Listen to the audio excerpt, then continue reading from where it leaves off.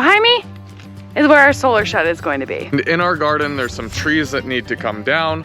Look who made it! Let the adrenaline come back down. It literally feels like spring out here. It's unbelievably beautiful.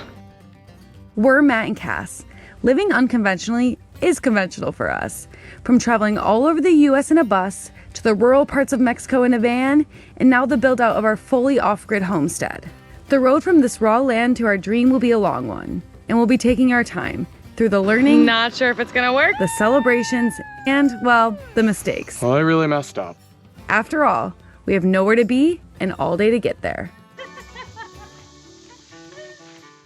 Welcome back, Runaways. Welcome back! Looks much different here this week. If you see, the sun is out. I have my sleeves rolled up and it's 60 degrees. It is a beautiful day here at the ranch. -6 to 60 in 7 days. Today we are back and the weather is nice and we are excited to get moving. Off-grid living has a lot of different miscellaneous tasks. Keeps you busy. It definitely keeps you busy. With last week's cold snap, it definitely put us back a little bit. So today we're starting our work on our solar shed, which is going to house our huge battery and our inverter and all of that good stuff. But first, we do have these tasks to get done. Let's go do them.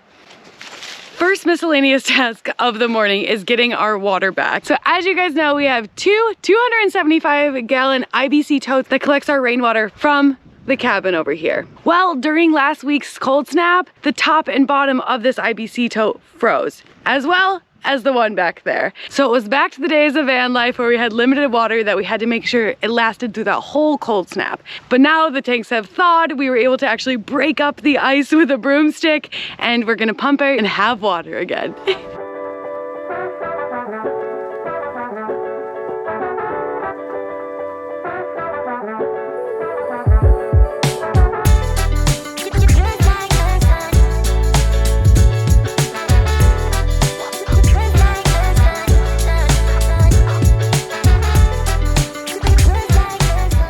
We don't currently have a way to filter water. We have the spring that we tapped. We just haven't gotten that tested yet. And we also don't have a great way of getting that water up to our property. And we haven't installed any filtration system in the camper. So our friends Blaine and Ness have this clear source unit that filters your water. We actually had one by them in the van that was like a permanently set unit, but we just borrow their unit as we need to fill our drinking water. So we get like, I don't know, about 18 or 20 gallons of drinking water at a time. And then when we run out, we borrow it again. We pump some more water out. So this here is a daily task that hopefully won't exist for too long for us, but it's part of our life right now. In the next few weeks to the next month or two, we're looking to figure out the best solution for this. Ideally, we would like to be drinking spring water from our springs, but like I said, they are down the hillside pretty far. So cutting a quad trail and getting some sort of system that we could bring drinking water up from, or a pump system, that's what we'd have to look into. And as you know, there's many things going on here and everything can't happen at once. So this is the way it happens now. And now we put one of the containers in the camper while I run all the other ones into the cabin.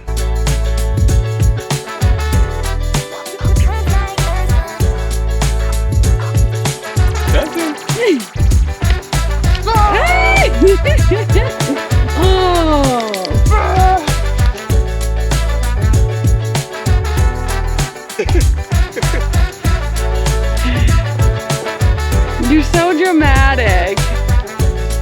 Dad, you need a bath. You're a stinky dog. You're a stinky dog. And now we gotta fill up the tanks. We don't actually filter all of our water that goes through. We basically use the rainwater that we collect for our showers and for our dishes. There's multiple reasons to that, is that we'd have to sanitize the lines if we filtered at all and we were gonna drink out of the faucet.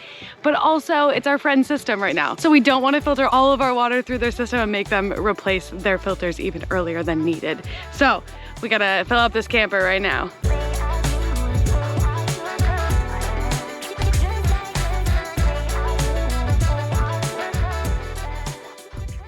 And a big update on Mr. Stetson. he is getting enormous. Day by day, every time he goes into the kennel and wakes up from a nap, Matt's like, he definitely grew 2 times as much as he is. It is crazy. And watching him like come into his personality and who he's gonna be, I will say he is a little stubborn and he's a little pain in our butts, but his affection is like crazy and he's extremely smart. So it's been really fun to see what he'll become. All right. Well, I've been down It so literally long. feels like spring out here. It's unbelievably beautiful. Can't get no rest. No, no. I've been That was so down weird. long How that happened? I think it's from the that my snow. mind can't get duh. no Snow rest. dropped in there, mounted Duh, and yes. clicking left. Back at the tank, I have everything set up to start pumping water into the camper holding tank. It ain't easy, darling, 'cause the devil's on my trail. I've been running so long that my feet don't work no more. Oh, yeah. I've been running so long. The last step of this process is going to be taking water from the back tank, where we're actually collecting the rainwater, and pumping it back up to our front holding tank. And the reason we have it set up like this, because at the moment we don't have enough hose to have both tanks back there and then pump everything over. We are gonna get longer hose eventually. That will make this task a little bit easier. But the other benefit of having this tank where it is and not having it behind the cabin, we actually had our water transfer pump break on us, but we were still able to gravity feed from where that one is down to the camper, which was great. If it was behind the cabin, we wouldn't have been able to do that. And transferring water from the back tank to the front tank isn't something we do every time. I usually do it when that front tank is getting close to about halfway, or if I think we're kind of low on water and a good rain's coming soon, I pump as much as I can get out of the back tank. That way I can collect as much rainwater when that rain does come. That my feet don't work no more. Oh no.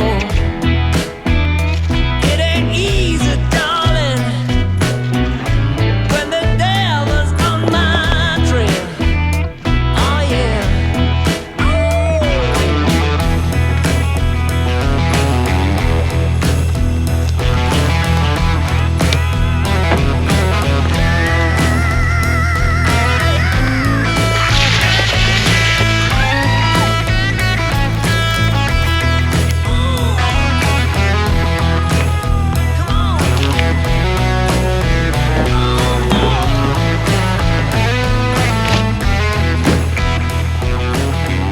Gonna tell you one more time, I can't run, I can't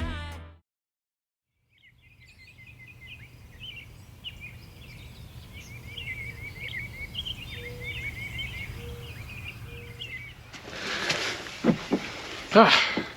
So this is what a lot of our days look like. Just mundane tasks that must get done to just survive, I guess, out here. Yeah, at least a lot of our days. And sometimes we look back at a day and we're like, what did we do? Like Yeah, where'd the day go? What project did we accomplish? And nothing happened. We just broke down cardboard boxes from Amazon orders, ran those to the dump, and then we filled water tanks, and then we transferred water from another tank to another. Then we did an oil change on the generator and did all these little just like tasks that just keep our everyday life going. Research. Here. That Yeah, takes up yeah. a lot of our day. Yep. Just researching how to do everything that we are doing here. But at the same time, there's like beauty and peace in that. We are busybodies. Absolutely. So If there's one thing we learned from last week and not being busy, Yeah. is that we are busybodies. absolutely. So the good thing is, like, even if you're not motivated to do a project, I think at times you could like sit down on the couch and just not do it, and then my brain goes funky because I am a busybody. But when you have all this stuff that has to get done for you to just simply drink water, you have no choice but to get up and do something. So that's actually a really nice part of it. If you're not a busybody, this life is probably not ideal for you. And every time we make an improvement, we finish a project, these tasks get a little bit easier. But the Yeah. reality is, tasks like this will forever be a part of our life here. Living off grid here. Hi, bud. You're so cute. But now it's finally time, tasks are done, time to start a project. And to start lunch. So if you guys have been here since the beginning of our homestead, you know this summer we planted a very, very small garden. And what's funny is that I obviously thought all of our lettuce and our arugula, our spinach, our kale, all of that would be dead with the -6 degrees that we had last week. But look who made it! Oh my God, I literally can't believe it. So I'm gonna pick enough for, I think, a salad today and get that going, and then I don't know, maybe it'll keep going, just right through. It's unbelievable. The fact that it lasted that long, unbelievable.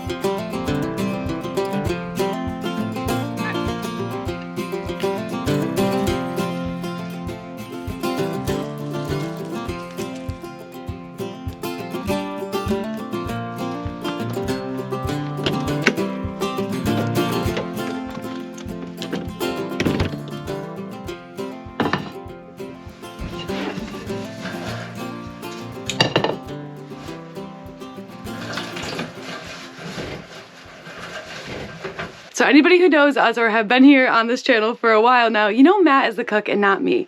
But your girl has been really putting in the time. I have been trying to cook up a bunch of different things, bake as much as possible, and just start to learn. The idea here is to be as self-sufficient as possible. Part of that is making our own bread, getting our sourdough up and started, making our own cookies because, you know, Matt is a cookie monster. Having our own vegetables and all of that. Actually, the most important thing for us here on this property is food. So I have been putting in the time here in the kitchen to make that possible and help Matt out cooking more.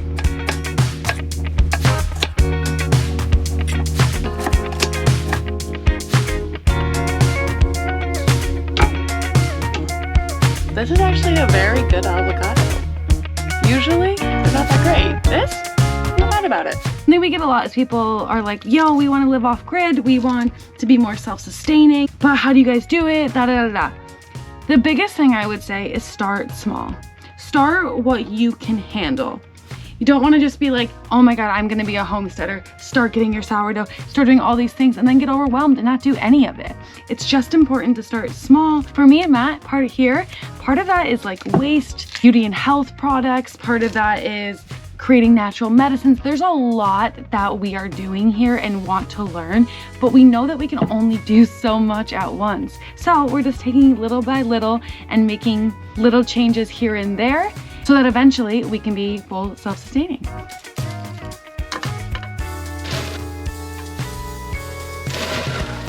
So we made egg rolls the other night with tofu and red cabbage and carrots and onions, and we love egg rolls. They're actually one of our like staple meals in this house. Just full of veggies, but then you get the fried, crispy, like Matt fries them. They're super good. So when you're not feeling 100% like you want to be super healthy, but you still want a bunch of vegetables. But we had a bunch of leftovers, so I'm just gonna throw this right in the salad. Homemade croutons I made from some bread I tried to make that didn't come out really well, but they're great as croutons.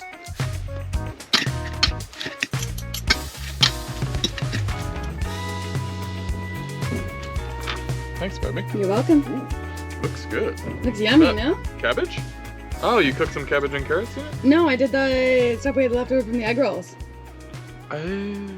Yeah. Nice. Thanks, babe. What's up, baby? My back hurts. Your back hurts? Why'd your back hurt? Because I pre-built the platform where the shed's going on. So we had to move it, and it's really friggin' heavy. And I shouldn't have pre-built it. I thought it would make things easier, and it's making things harder. Not because you're 30, right? My back hurting? Get out of here. Matt just celebrated his 30th birthday this week. You're so 30! So 30. So 30. 30 and flirty. And thriving, baby. That's what they say. It's likely the light of mine will burn out. The mountains where I spend my rambling years. So behind me is where our solar shed is going to be. Now Matt has already made the frame, and now we are attempting to level it out and put it up on blocks. Leveling crap is super annoying, so we're just gonna put this on time warp, baby. Up the mountain, to a place where I can sit my rocking chair. I rode my body up the mountain, and I'm never going back again, I swear. Most likely the son of mine will be found in the mountains where I'm born and raised.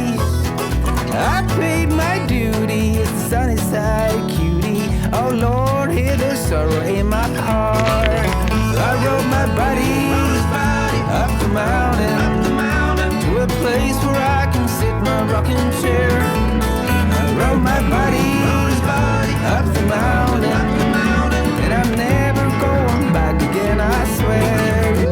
Whew, I'm getting hot. So hot.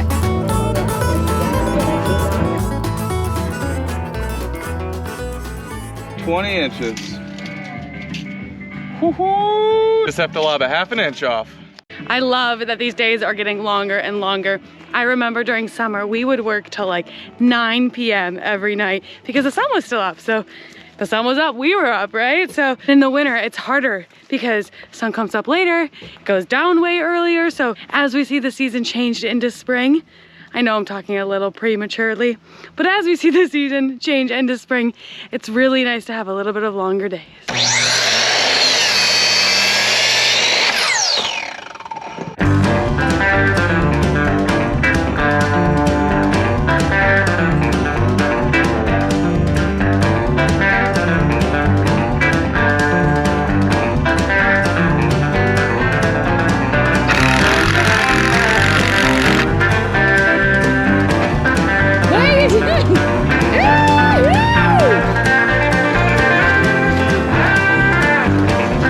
Coming together. Look guys, the solar panels are still hanging in there, thank God. Right after we installed this, we had like 40-mile-an-hour winds with like crazy gusts for like 4 or 5 days. So we really got to test what this baby is capable of. We decided we were gonna put just a couple more support beams in it, but it held up phenomenal. So we feel really, really good about that. Obviously we didn't want the test that quickly, but you know, it is what it is. Giving you guys a little sneak peek on what is coming up in the spring. This whole area behind me will be leveled, cleared, fencing around, and it will be our garden, which is seriously so exciting. The sun hits so nice here. The dirt over here is actually better than a lot of the dirt on our property, so excited about the garden. It's fun to think that this channel is going to change so much this year because it is going to be non-stop, right? We're gonna have the garden, we're gonna get livestock, we're gonna get all this solar up. You guys are gonna see this place fully transform this year. It's 2024, the Runaway Ranch, baby.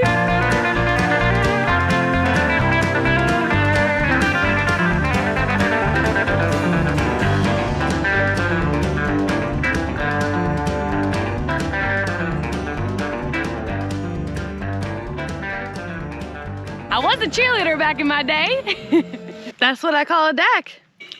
Shed platform. Shed platform. Not deck. I'm calling it a deck. It came out good though. Everything is level. It looks really good. It's super sturdy. Boom. Check. And yes, you are right. There's not gravel underneath my cement blocks right now. I know that somebody's gonna say something about that. Should I? It would be better if I had gravel. Absolutely. We do not have it. We needed to get this project done. I could always come back with a high-low jack it up, throw some gravel underneath and replace it if I need to. It's something that we can adjust in the future. Right now, this is perfect. Stop eating those. Look at you picking up your workspace. Clean workspace. Wait, what is it? That's a clean workspace. Clean workspace means a clean mind. We're gonna tag one of our first ever videos right here. Our first ever video. Was it our first ever video? Yeah. Where I said that. And you can see how far we've come in comparison to that first video where I go, clean workspace means a clean mind. That video was over 3 years ago, and the whole video, I think, to get collectively, was 2 minutes long. So. I know it's nothing new, but it's so good to see you.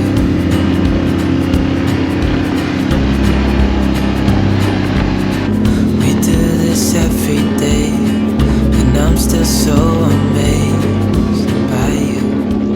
Plywood that we looked at isn't going to work. The weather's gorgeous right now, and it might rain the next couple days, so we need to use this time to get some work done. One of the upcoming projects is solar setup, wood stove, and starting the setup for our garden. And in our garden, there's some trees that need to come down, so we figured we got about an hour of sunlight left. Let's take a couple small trees down. This time of year, you have to take the nice weather when you have it.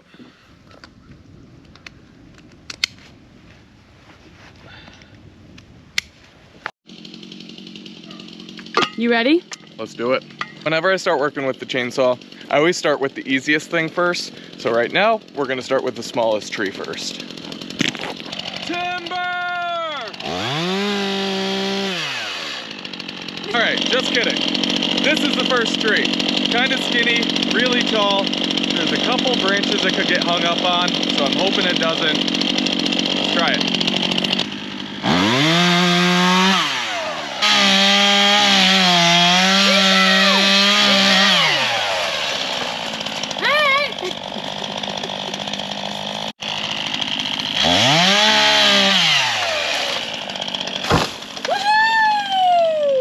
So the one that Matt is doing next has been dead since we first got to the property. It is a big, big tree, but it is very, very dead, so it's gotta go. First two trees are down, not too bad.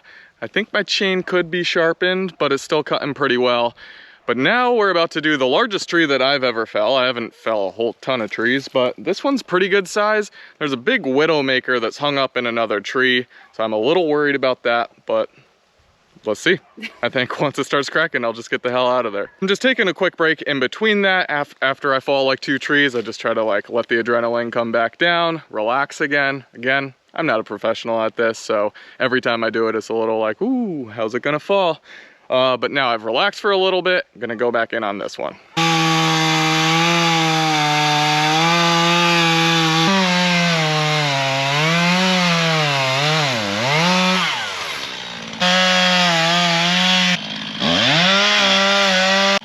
It's about to go. It's not there yet. It's close. Close. Close. Timber!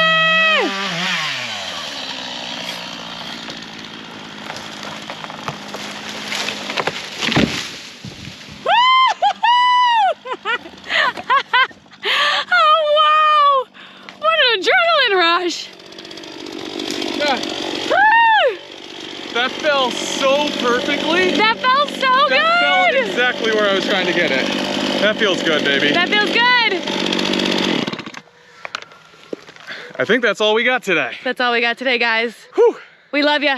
Love you. Catch you See next you week. next week.